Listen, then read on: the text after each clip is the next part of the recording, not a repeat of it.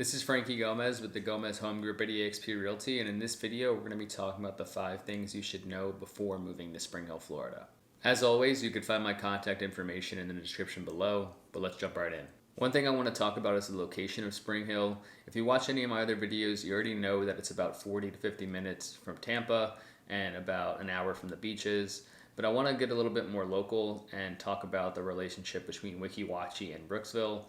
All 3 of those are in Hernando County, which some of you may know already, but there's a little bit of confusion, especially when I send clients a search and they're looking at the homes online and they see that there's a home that looks like it's in Spring Hill, but it says Brooksville or Weeki Wachee.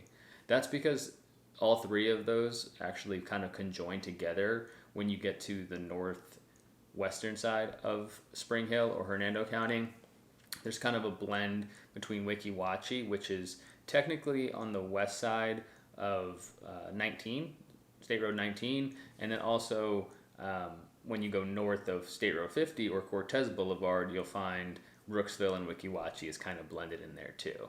That's because to the north of 50 and also to the west of 19, you have Weeki Wachee, and then to the north and east, you have Brooksville. So there's kind of an area up there that kind of blends the two.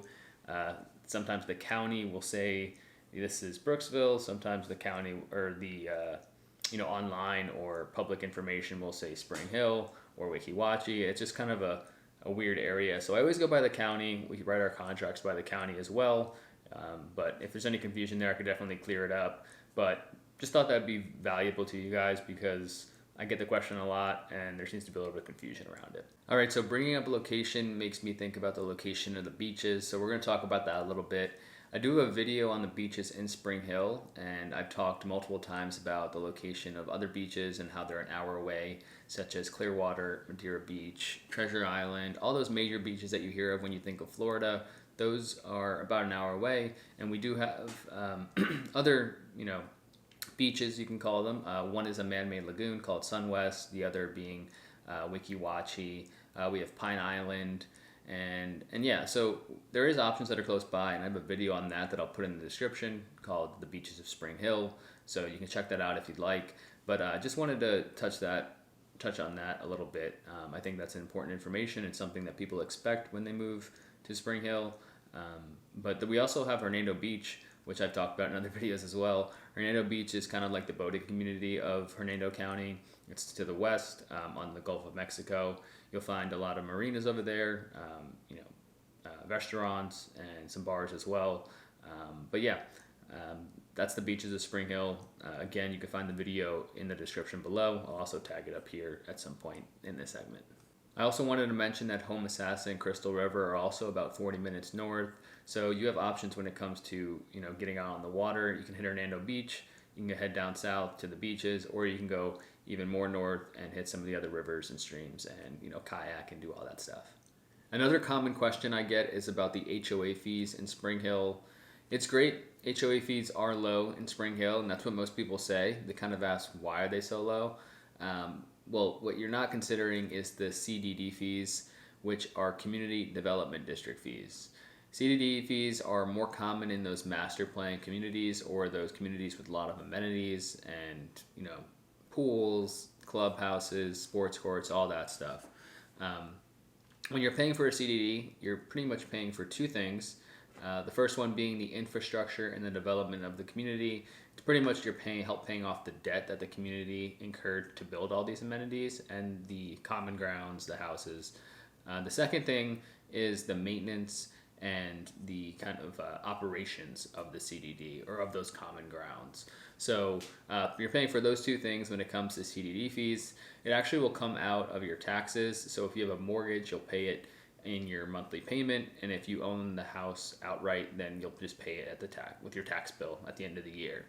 It kind of is hidden in there, so it'll just say taxes, and it'll say like $4,000 or $5,000, whatever the case is.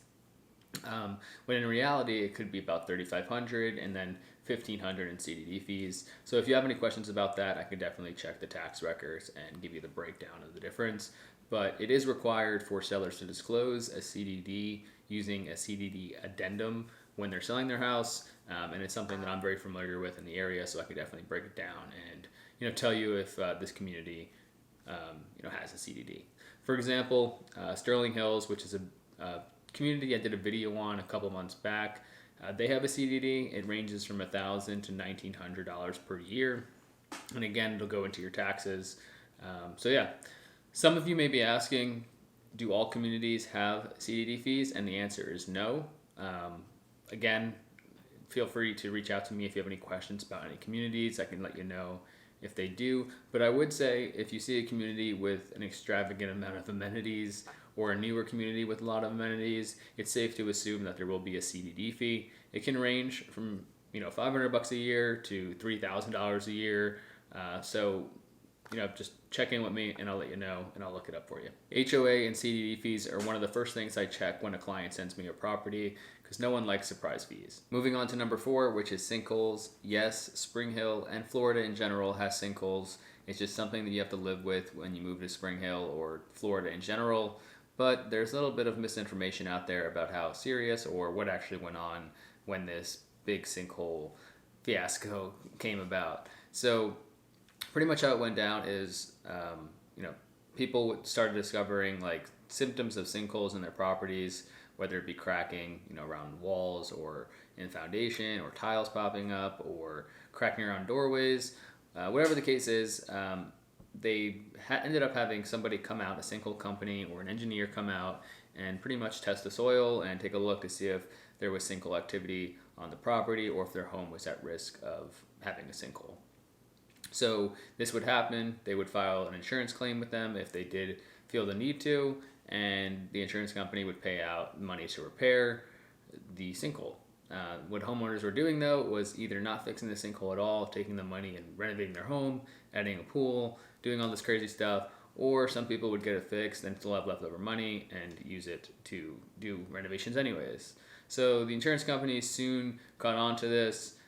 So sinkhole companies started to, before the insurance companies, caught up to this, sinkhole companies would actually just go and start selling sinkholes. So like, oh, your neighbor had one, we should check yours out. You get the thing. It's kind of like roofing now with the wind damage and all that other stuff. So yeah, that is kind of what happened. A lot of homes were declared as a sinkhole property. They got repaired. Some didn't. So if you see some that on market that are unrepaired, you will have to buy those with cash. There are certain like renovation loans that you may be able to get away with, but easiest way and more convenient way would be to buy a sinkhole property that's unrepaired with cash. A repaired sinkhole property with full documentation, investigation report, stabilization report, and like final completion report, those will be insurable and therefore be able to get financed. Your premium should not increase from having a repaired sinkhole property, but you most likely will be going through Citizens, and it will take maybe a week or two instead of a couple of days to get insurance. So yeah, that's something to consider. As I mentioned though, the whole fiasco about how bad sinkholes are in Spring Hill is kind of misinterpreted a little bit. I would do your own research and check how many sinkholes actually have opened up on houses in Spring Hill or in Florida in general. It's less than you might expect, and if it came down to my decision, if I was living in Spring Hill, I might actually want a home that is a repaired sinkhole versus finding out that there's issues later and having to spend that money on it. Oh, and by the way, I do have a video about sinkholes, which will also be included in the description below. The 5th thing to know about Spring Hill is that it's affordable. I actually have this theory about how people find me on YouTube and end up becoming my clients, and that is that they start their search on Zillow or Realtor.com, and I've actually had people confirm this, clients confirm that this is how they found me, but they'll start their search on Zillow or Realtor.com, they'll be looking at properties in the Tampa Bay area, and they see like prices are decreasing or you're getting bigger houses in certain areas outside of it, specifically Spring Hill. So they come across that, they start going to Google, searching about Spring Hill, and eventually they come across my videos on Google because YouTube recommends them. And that might be why you're here, or maybe some variation of that. But the whole point of me saying that is that there's a lot of competition in the market when it comes to Spring Hill because of those prices. And inventory being so low, you're not the only one that's looking in Spring Hill or waiting for that home to hit the market that's priced fairly and has the updates or the benefits that most people are looking for, like a pool or a large yard with a fence, maybe a really nice community.